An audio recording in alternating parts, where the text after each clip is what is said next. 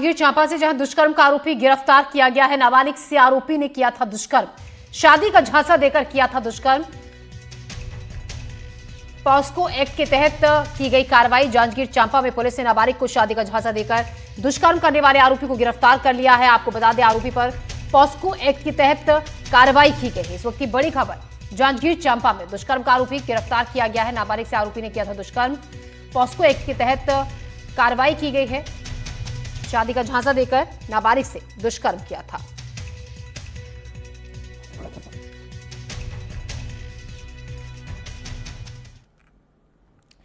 खबर शिवपुरी से, जहां कुछ दिनों पहले जूस और फल फ्रूट व्यापारी पर हमला किया गया, जिसके बाद पुलिस ने पूरे मामले में जांच शुरू की। जांच के बाद पुलिस ने बड़ा खुलासा किया। पुलिस ने बताया, मामले में चचेरे भाई ने ही भाई को मारने के लिए 25 लाख रुपए की सुपारी दी थी, जिसमें से उसने 50,000 एडवांस रकम बदमाशों को दी थी। पुलिस ने खुलासा करते हुए 4 आरोपियों को गिरफ्तार कर लिया है, जिसमें से 2 हमलावर आदतन अपराधी बताए जा रहे हैं। फिलहाल आगे की कार्रवाई जारी है।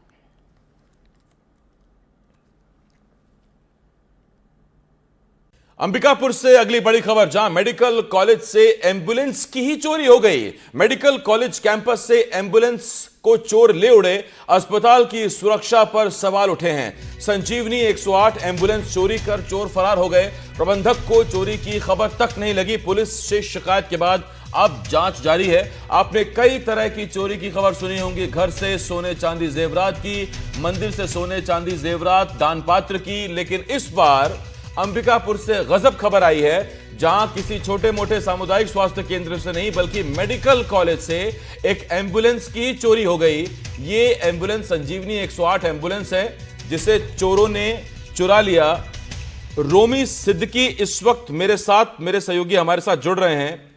रोमी, इतना बड़ा मेडिकल कॉलेज, सुरक्षा के दावे और एम्बुलेंस ही ले उड़े चोर। निश्चित तौर पर सुरक्षा के जो मेडिकल कॉलेज अस्पताल दावे करती है, इसके साथ ही वहाँ पे प्राइवेट गार्ड भी रखे गए हैं जो 24 घंटे अस्पताल और अस्पताल परिसर में निगरानी करते हैं। इसके साथ ही हाई डिफिशिएंसी कैमरा भी लगाए गए हैं, सीसीटीवी भी लगाए हैं। इसके बावजूद अंबिकापुर मेडिकल कॉलेज परिसर से लगातार चोरी घटनाएं होती रही हैं। आए दिन मोटरसाइकिल, स्कूटी भी चोरी होती रही है, लेकिन अब चोरों ने हद कर दिया, संजीवनी 108 ही चोरी करके ले गए। जिसकी आपको बताना चाहूंगी, इसकी जानकारी भी मेडिकल प्रबंधन को 2 दिन बाद हुई, जिसके बाद उन्होंने इसकी शिकायत गुपचुप तरीके से मणिपुर चौकी में दर्ज कराई। लेकिन जब मामला मीडिया के सामने आया, तब वो सफाई देने से बचते रहे। आपको बता दूं कि अंबिकापुर मेडिकल कॉलेज का परिसर काफी बड़ा है और लगभग 40 से 50 सुरक्षाकर्मी 24 घंटा मेडिकल कॉलेज परिसर की देखभाल करते हैं। इसके साथ ही हाई डिफिशिएंसी सीसीटीवी कैमरा भी लगाए गए हैं, इसके मॉनिटर कक्ष भी रखा गया। इसके बावजूद चोरी होना कहीं ना कहीं मेडिकल कॉलेज प्रबंधन की लापरवाही को दर्शाता है। इसके साथ ही कहीं ना कहीं मरीजों की भी अब इस चोरी घटना को देखते हुए उनके भी साथ कई घटनाएं लगातार हो रही हैं। ऐसे में कई सवाल खड़े हो रहे हैं। जी, एक सवाल और, ये क्या व्यवस्था रहती है?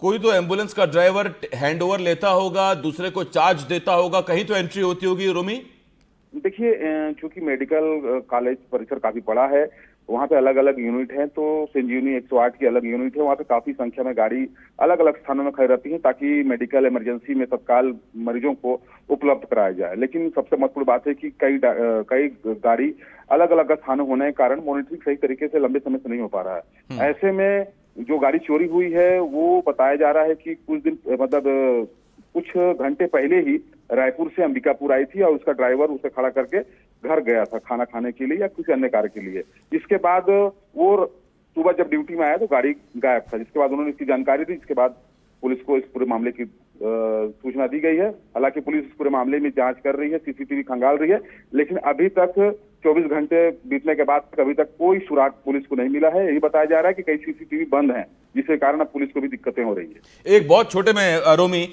एम्बुलेंस की मॉनिटरिंग के लिए में जीपीएस होता है क्या? हाँ जी, सबसे महत्वपूर्ण बात है कि सभी एम्बुलेंस में जीपीएस सिस्टम लगे हुए हैं कि उन्हें ट्रैक किया जाता है कि वो कहां से कहां जा रहे हैं, कब कहां से आए। लेकिन इसके बावजूद अब तक इस पूरे मामले की ये हैरानी वाली बात है कि जीपीएस होने के बावजूद, क्योंकि यही मुझे लग रहा था कि जीपीएस होने के बावजूद अगर अभी तक एम्बुलेंस को ट्रेस नहीं किया गया, तो इसका मतलब साफ है कि या तो जीपीएस काम नहीं कर रहा है या फिर चोरों ने उस जीपीएस को डीएक्टिवेट किया हुआ है। बहुत धन्यवाद आपका रोमी, इस तमाम जानकारी के लिए।